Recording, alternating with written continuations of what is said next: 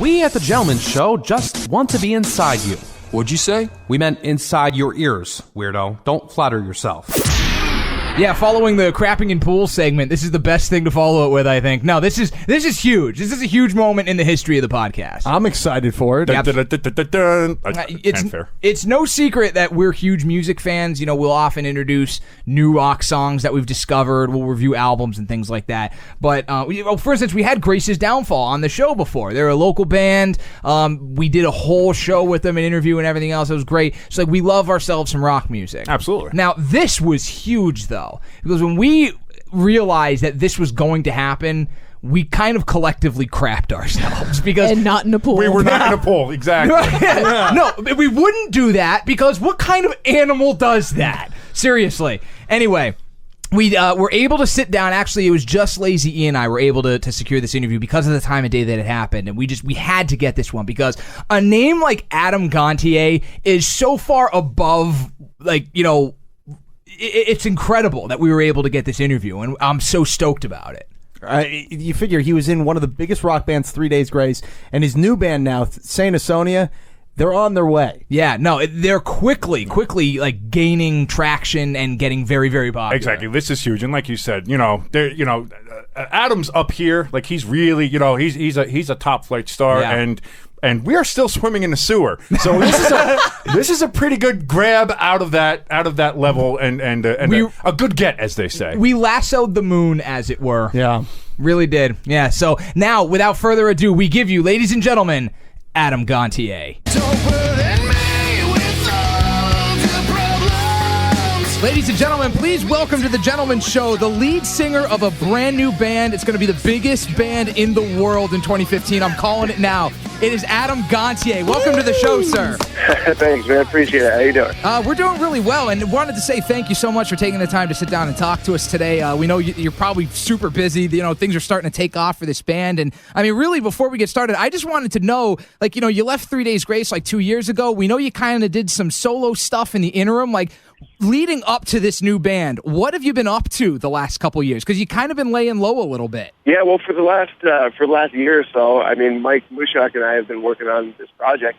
But up to that point, I was just taking my time, just taking a break and trying to figure out what I really wanted to do. There was a lot of decisions I needed to make and that sort of thing. But I just wanted to take some time and relax because it had been a long run with the old band there. So got to recharge the batteries, sort of. Exactly. Yeah, you got it. Yeah. Now, you teamed up with Mike Mushak and Corey Laquiri, tons of guys. This is almost like a Supergroup-esque level band. How did you guys all meet up? Well, our drummer Rich Bedell, he was from Finger 11. He actually, I've been friends with him for quite a while. So when I first left 3 Days Grace, I started to do a couple shows on my own. Rich was around, and he's always been around, so he was always a part of it. And then, I got a call from Mike Mushak shortly after I quit the band as well, and he was just wondering if I wanted to get together and do some writing. So we did. We got together, did some writing, and, we didn't really think anything of putting a band together. We just wanted to write some songs. But it turned, the songs turned out really well, and it turned out we wrote about 10 to 11 songs together. So, the only move after that was getting in the studio to record them. And shortly after that, when the record was done, we brought in Corey Lowry to play bass. So, it got put together really naturally, and it all happened very naturally and very, very quickly. So I'm always interested to find out how supergroups and bands like that come together. It's not like you guys have Match.com, and you find similar interests. You meet out on tour, and you build that up over time, and that's really cool. Now I do have a question, because Saint Asonia, which is the new band, saintasonia.com is the website. You guys are being defined as a supergroup. And I guess the question I have is, do you think you're going to get supergroup syndrome, as it were, where you guys are kind of going to disperse over time and go different ways, or is this a long-term deal that you guys are in for? This is definitely more of a long-term thing for us, man. I mean, it's not, we never use the term supergroup at all. We never have, and it's a weird thing. It's just the timing was right for all of us, and there was no intention of creating some kind of supergroup. I mean, for us, really, Saint Asonia it's a new band, and we're going to tour a lot. We're going to make a lot of, many records. We're going to continue writing. We're not going to stop. We have no intention of, putting out 1 or 2 records and falling off the face of the earth. Well, I think that's good news. That's good news for rock music fans. It's good news for really the whole industry, I think. Right. I mean, we want the band to last as long as we possibly can. You had your first show, Rock on the Range. Granted, you guys are experienced musicians, but this is your first time out live with the new group. Were the Butterflies back? Yeah, it was interesting because I wasn't nervous at all about the show, and I don't think any of us really were until probably 15 minutes before we went on. We thought we were on at 1 o'clock. We were opening the main stage, and so we figured there wasn't going to be a heck of a lot of people there, and ended up being about 10 to 15,000 there by the time we went on. So it got the Butterflies kind of kicked in just a few minutes before, but that all goes away really when you get on stage, and it's just pure adrenaline from that point on.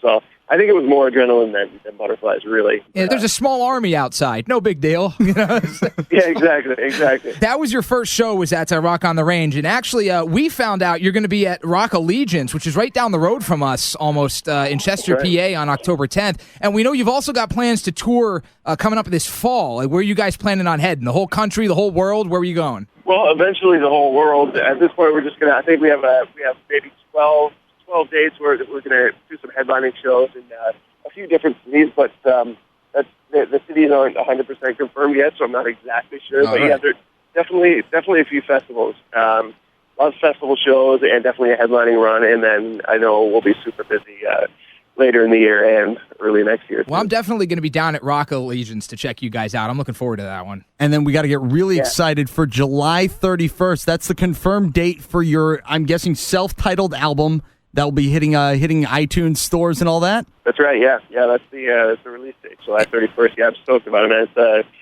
The record's pretty awesome. We're really, really happy with how it turned out, and I think people are really going to dig it. It's something different. Now, you have 11 songs on here. Is this going to be one of those where there's a deluxe release with like 3 more songs, because that's the hip thing to do now? I'm not sure, really. We're talking about right now, I think maybe pre-order, you pre-order the CD or the record or the CD.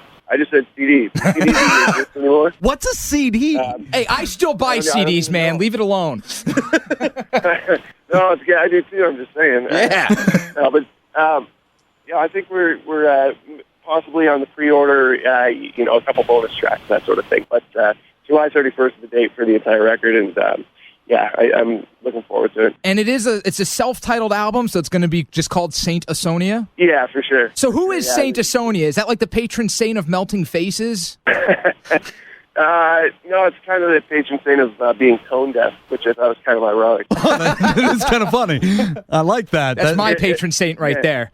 Yeah, well, Estonia means being tone deaf, so I thought I'd throw a saint in there just to make it somewhat positive, Right on. Now, you've got the single out now, too, called Better Place. And I was actually interested to find out that this is the fastest growing song of the year, I think. I mean, it's already in the top 20 on Active Rock charts. Did you expect that kind of a reaction? Like, were you kind of like, yeah, this is definitely going to be a hit? Or were you surprised that you got that much of a warm reception? Oh, totally surprised, man. You never go into anything expecting, especially releasing a song to radio or whatever.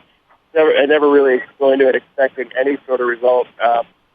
You just hope that people like it and hope that the timing is right and stuff. And I guess people are digging it, and I'm really, really excited. It's very exciting. Well, we actually did review the song on our show, and I mean, we all loved it. I mean, it's a fantastic track. I thought you were just going to say we all reviewed the song on our show, and we all gave it 2 stars out of 10. Yeah, no, it was awful. Actually, I'm Lazy E, and I gave it 5 lazy eyes to the left.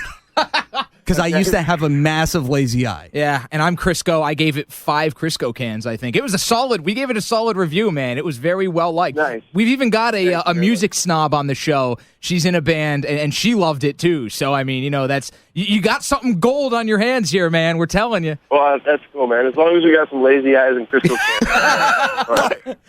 That, isolating that quote can really get you in trouble. Yeah.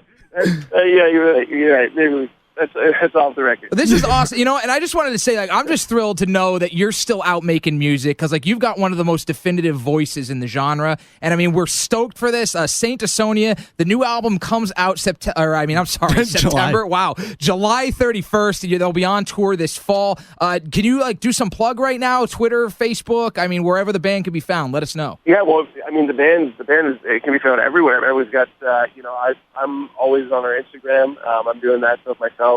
Nice. Facebook. We got the website. We got all the stuff going on. And our music, obviously on Slacker and Spotify. Mike and I have got some stuff up there, like our playlist and all that sort of thing. Nice. But yeah.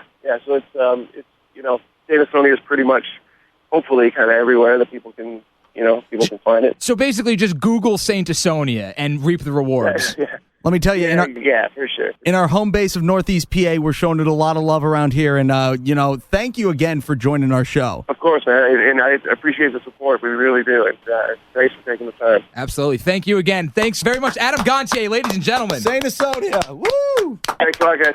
Find The Gentleman Show on Twitter @GentlemanOnAir. That's Gentle MEN on air. And join the conversation by using the hashtag #ActLikeGentleman. Follow us. After all, every good cult needs followers, right?